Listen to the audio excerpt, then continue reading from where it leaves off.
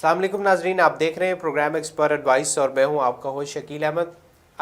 ناظرین، you S A کے اوپر ہم نے بہت زیادہ ڈسکس کیا، بات چیت بھی کی، اور خاص طور پہ پاکستانی نوجوانوں کے لیے بہت ساری یونیورسٹیز کی ڈفرینٹ آپشنز ہم نے ایکسپلور کی اور ڈسکس کیا کہ کس طریقے سے ڈفرینٹ یونیورسٹیز میں یو ایس اے کی مختلف جو ڈفرینٹ ریناؤنڈ یونیورسٹیز ہیں ان کے اندر کس طریقے سے اپنی اعلیٰ تعلیم کے لیے وہ جا سکتے ہیں، اس کو جاری رکھ سکتے ہیں، یا یہ جو اس کرنٹ سچویشنز کے اندر کس طریقے سے وہ ہائر ایجوکیشن کے ساتھ یو ایس اے میں کنیکٹڈ رہ سکتے ہیں۔ آج بھی ہماری جو ڈسکشن ہے وہ study in U S A کے اندر ہوگی with respect to the current situation due to کووڈ-19۔ تو آج ہمارے ساتھ موجود ہیں مسٹر پیٹر، جو ریپرزنٹیٹیو ہیں at the state university of New York at Plattsburgh. ان سے ڈسکس کریں گے وہ تمام سوالات کہ جو ایک پاکستانی اسٹوڈنٹ اس کرنٹ سچویشنز کے اندر ایک یونیورسٹی ریپرزنٹیٹیو سے پوچھنا چاہتا ہے۔ Mister Peter, thank you very much that you have joined us from New York USA. We are much obliged that you have given us a time. Please let us know about the current situation with respect to COVID-19 there in your state and overall in the country as well. Absolutely. First, thanks for having me. This is some unprecedented times, I think, for all of us around the world, dealing with the COVID-19 pandemic. As I'm sure you and your viewers are aware, New York City is kind of the epicenter in the United States of the pandemic. My city and university is located in New York, but we're on the other side of New York State. We're not in New York City. We're about 5 or 6 hours away from New York City. So, okay.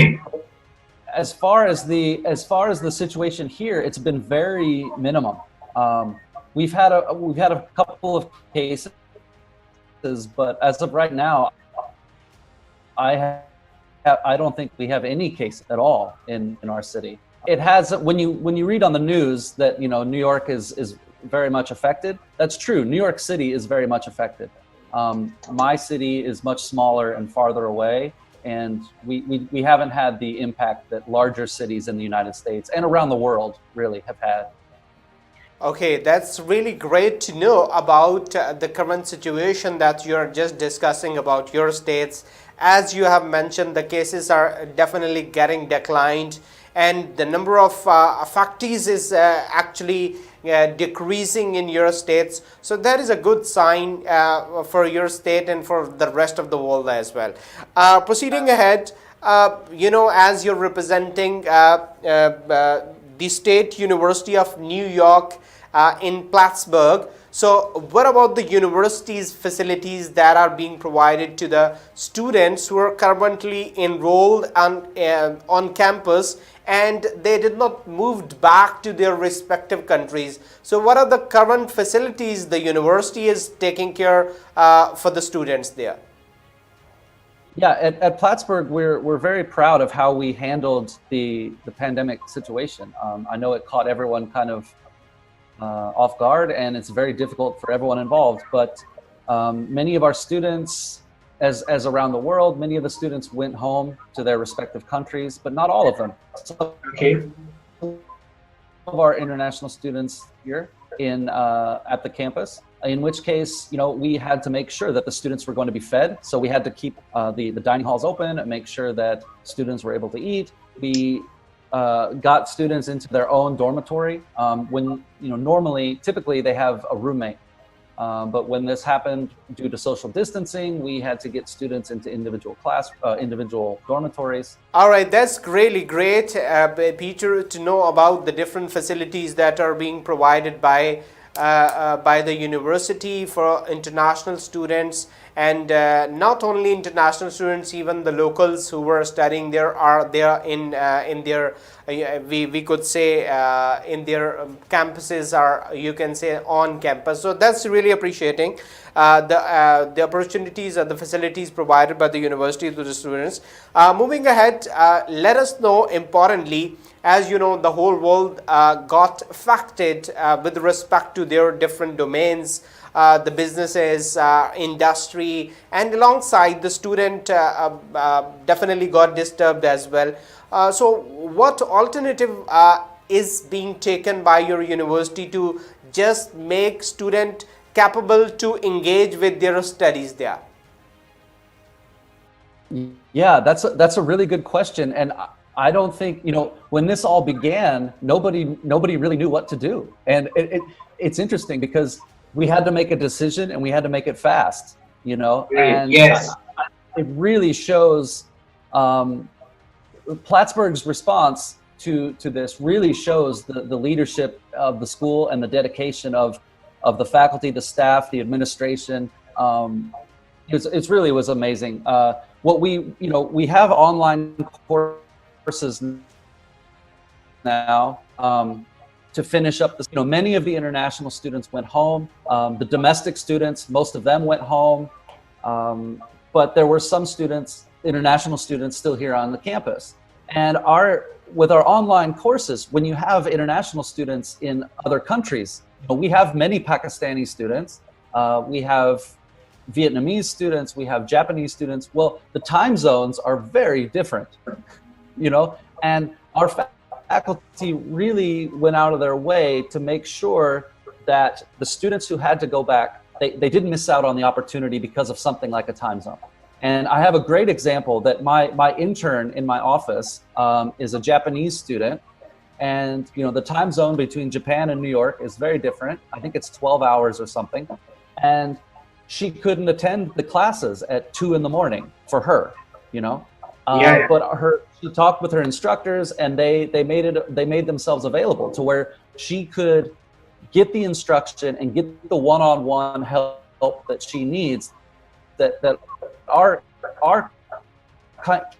campus is very proud of, different from this one-on-one attention students get. And we were still able to give that and to provide that for students. Peter, that's really brilliant that, as we have already discussed with a lot of different other international universities, even here the local universities has introduced the new system of learning, and that is of course the online or the e-learning for the students at the moment.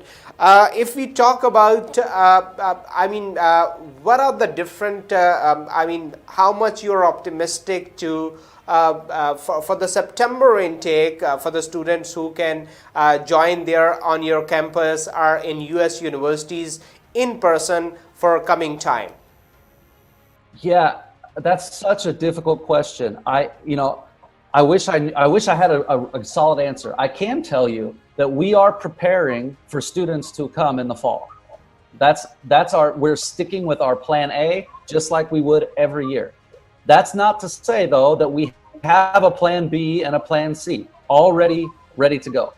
And in our system, in the State University of New York system, there are 64 different universities, and we all have to follow the governor of the state. Okay. So if the governor of the state says that that one university is closed, then we are all closed for the fall semester. Right now, the governor has not said either way, yes or no. He hasn't said.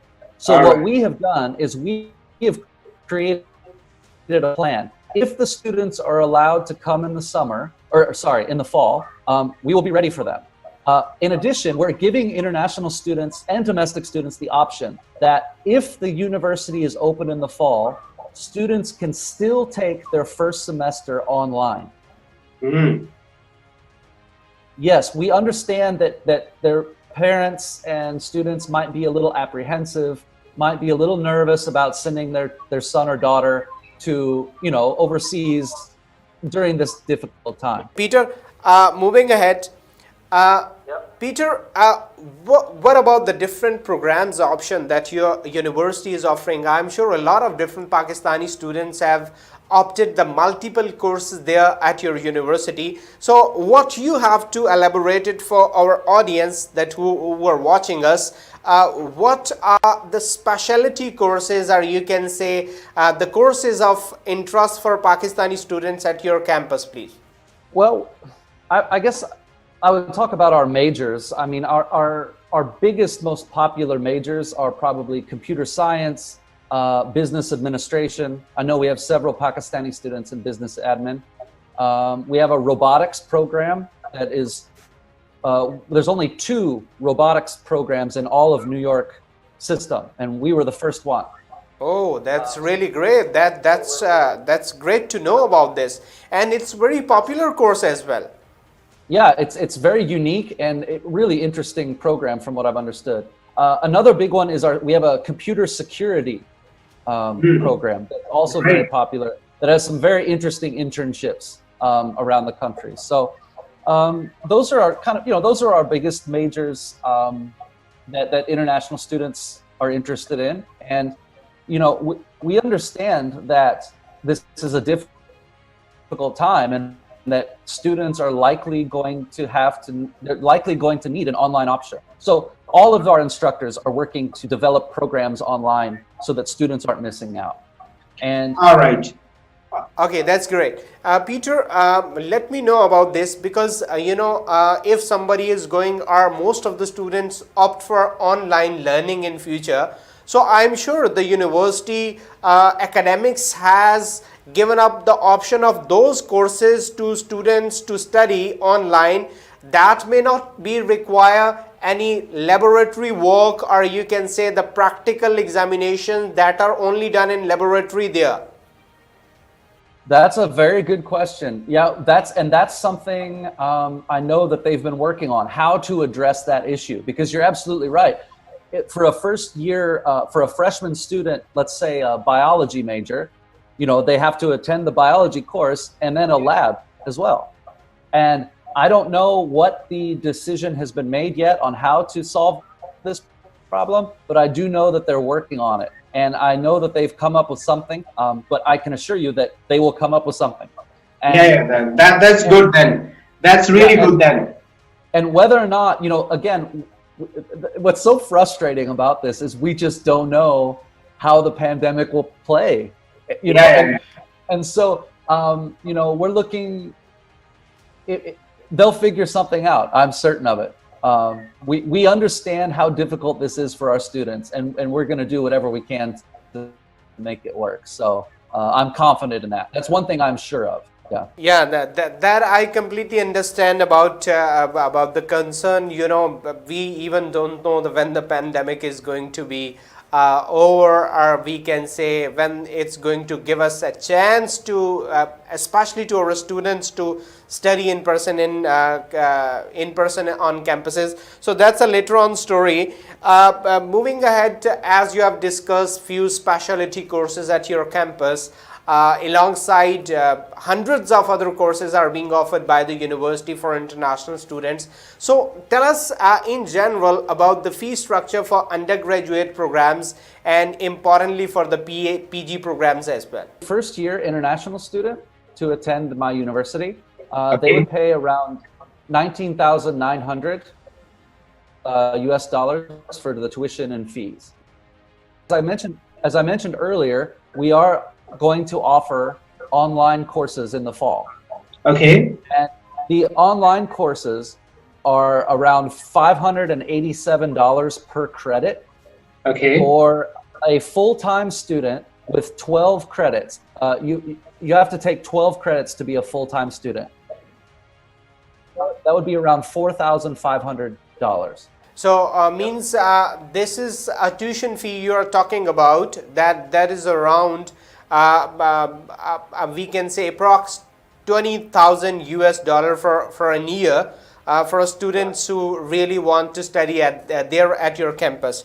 But Peter, here importantly, I would definitely ask, the 20,000 tuition fee is an average for undergraduate and the master's program. What about the scholarship options that your university is offering for international students? As here from Pakistan, a lot of different intelligent students, they just want to avail the merit-based scholarship at your university. So elaborate a bit about the scholarship options for Pakistani students, please. Absolutely. When I was in Pakistan a few months ago, just before the pandemic, and with students, that was a question that I heard many times about a merit scholarship. So let me talk about that. For students who would come to our campus, we have 2 scholarship packages. them is guaranteed to all international students, and that is $7,500. So now our second scholarship is what you were referring to, and what many of my friends that I met in Pakistan a few months ago, is our Merit Award. And we offer an additional $6,000 for a Merit Award scholarship. So the total between the two would be $13,500 for a student. And that's renewable every year. That's great. So Peter, it's mean if any talented students is applying to your university, so chances to get scholarship are around $13,000 out of the fee that you mentioned, $19,500 for 1 year. Yeah. So that's really encouraging. That's I would say very, very encouraging for Pakistani or the international students who want to avail this scholarship to study at your campus. Yes, and I should mention that the first scholarship is a housing scholarship, and this money typically goes to the housing of the student. As you said, yes, it would be $13,500 total for the student. But that is a second question. Either it goes to the housing, or either it goes in the pocket of their parents, but the benefit is there. The scholarship benefit is there. Absolutely. Yeah, it doesn't matter where the money goes. Yeah. That's absolutely understood. Money should be backed, but either way, where it goes, that is a later on story. Absolutely. It's going to go back to the parents. All right. And what about the financial aid? Because in US, most of the international students are being facilitated by financial aid as well. So does your university accept the financial aid applications as well? The financial aid we would offer would just be the 2 scholarship packages that I mentioned. All right. So the financial aid is not for international students. That is mostly for the local students who are studying there from the US. Mostly for domestic students. Oh, that's great. Okay. And what about the eligibility criteria? As you have mentioned about 2 different kinds of scholarship. The one is the guaranteed for international student, and the second one is associated with merit of the student, the progress of the student. So what about the eligibility criteria for merit scholarship alongside the eligibility criteria to go into the undergraduate programs, please? Sure. Yeah. Well, we would look at, and this will be common through universities across the country. But what we would do is we would look at your high school transcripts. We would look at your proof of English proficiency, which can be a little difficult during these days because a lot of the IELTS or the TOEFL centers are closing. But we do accept Duolingo. Duolingo is an online English proficiency test that I highly recommend to any students listening out there, because I know that TOEFL and IELTS can be very difficult right now. Look at Duolingo. We would look at a bank statement from your, to show that you can afford the cost of fees and things for the first year. We would need your passport and all that kind of stuff. The admissions things are pretty normal. But for our merit scholarship, we would look at your GPA and your high school scores, and we would convert them to an American system to figure out what it is. Because I understand the Pakistani system is different from the American system. But we would look at your high school scores, and we would look at your SAT scores, and we would find an average between the two, and that would determine where if you qualify for a merit award. All right. So Peter, SAT is the mandatory part for application to go into your university? Yes and no.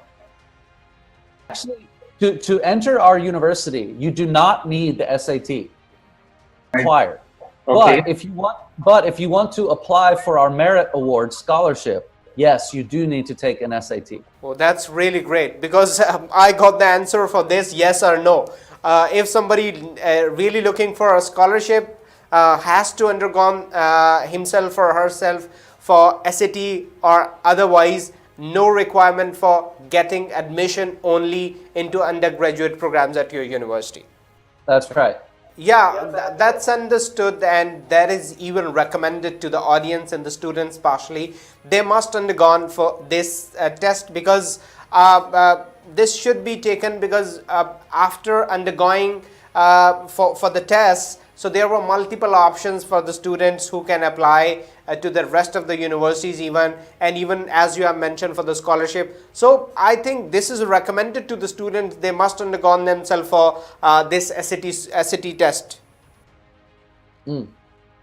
All right. So if we move ahead, Peter, let us know our audience, especially the students, how to apply to your university. You know, at the current situation, a lot of different students, they are even confused about the processing time of a university. They might be thinking that the university has stopped admission cycle. So let us know how the admission process is currently going on and how one can apply to your university. Well, first, I guess to answer that, we have rolling admissions, which means we take applications all year long. Now, so the fall semester is coming quickly, you know, in just a couple of months, the fall semester will start. It's already June. But we, you know, due to the pandemic crisis, we've been very malleable. We've moved our deadline. So right now, the deadline has been moved back another month to July 1st. We can accept, you know, deposits and all of the things that you would need to apply, because we understand, and this just shows how dedicated we are to working with the students, is that we understand that this is a difficult situation.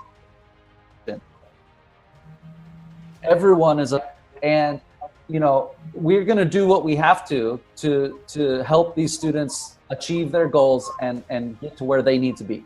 Peter, as you have mentioned about different courses, scholarship, and even you're optimistic to get resume of the semester for coming fall intake at your campus. So let our audience or the students know about that, how they can apply for undergraduate or the postgraduate programs at your university. Yeah, well, first I'd like to say we have rolling admissions, which means that we accept applications all year long. Okay. Now, that said, it's already June 8th here, and the fall semester will begin in September, or sorry, August. Okay. So, yeah. So we understand, you know, with this pandemic, it's a global problem. It's a global issue, and it doesn't only affect you or me. It affects everyone, right, in all countries. And we know that it can be difficult to get the required documents and finances and everything in order to proceed. We understand that. And it just shows what we've done here in Plattsburgh, how dedicated we are to working with the students and really helping them out when they need it. We've pushed back our deadline right now for fall semester back to July 1st. So it's June 8th today, so students have 3 more weeks to apply and submit the documents and pay a deposit and all the things that you would need to do. If you were wanting to apply for our university, you'd simply go to our webpage. And all right, that's really great. And Peter, what do you think, due to the current situation and in the situation that's going on in the world, what do you think, would a US student visa acceptance ratio will affect, or you think that will be the normal as it was earlier? I don't work for the government, so I don't know. I know that you know, visa acceptance rates vary from even before a pandemic. You know, they vary year to year, they vary country to country. When there's political pressures on either side, I mean, there's so many variables.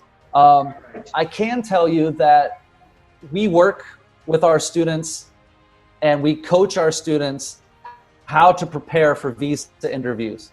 All right, that's really great, because I can understand that that is a question associated to the authority, government authority, but not I mean the relevant to you. But in the end, I would definitely ask if you have any message for our students in the audience. So please go ahead, go ahead with that.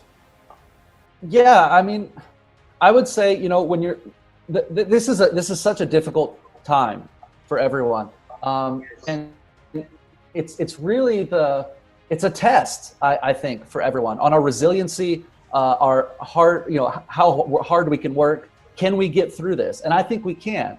And just because we were given another hurdle doesn't mean we can't succeed. It's going to make it a little more difficult, but I want students to know that we are doing our best to help you. And we understand that it's a difficult situation. Just because another hurdle has been placed in front of you doesn't mean you shouldn't keep going for that goal that you want to achieve. And we've had great success with Pakistani students at our university. This semester, we had 2 Pakistani students win the State University of New York Chancellor Award. Absolutely. One of them has moved on to a PhD program at Emory College. Another has a very good job at Deloitte, which is a very, very big company here in the United States. We are very proud of our Pakistani students. I know that things look difficult, and things are always difficult, and they look more difficult now because of this, but that's no reason to not continuing your goals and trying to achieve what it is you want to achieve. And our university, we're going to continue to provide the one-on-one instruction and the personal touch that a school like ours can give students. And when it's up to you and you're looking at different universities. Peter, thank you very much for your time. We are quite happy that you have given us a complete insight about studying at your university, the State University of New York at Plattsburgh. It's a great session for the students who are really looking for some sort of a scholarship especially. So that's a good option for the students who can continue for that. We are thankful once again. See you next time. Bye bye dear. Great, thank you for having me. Have a wonderful evening. जी तो नाज़रीन, आपने programme देखा जिसमें Peter का ख़ास तौर पे उन पाकिस्तानी स्टूडेंट्स के लिए एक बड़ा इम्पॉर्टेंट मैसेज था कि जो इंटरनेशनल यूनिवर्सिटीज़ में स्कॉलरशिप्स को देख रहे होते हैं और स्कॉलरशिप लेना चाह रहे होते हैं, तो पीटर के यहाँ यूनिवर्सिटी में 2 तरह के स्कॉलरशिप्स हैं, एक गारंटेड स्कॉलरशिप और दूसरे मेरिट बेस्ड स्कॉलरशिप. तो आई बिलीव पाकिस्तानी स्टूडेंट्स के लिए ये अच्छे स्कॉलरशिप्स हैं और एक अच्छी अपॉर्चुनिटी है if somebody is really looking for some sort of scholarship in USA. हाजिर होंगे एक नए एक्सपर्ट एडवाइस के साथ, तब तक के लिए इजाज़त दीजिए. अल्लाह हाफिज़.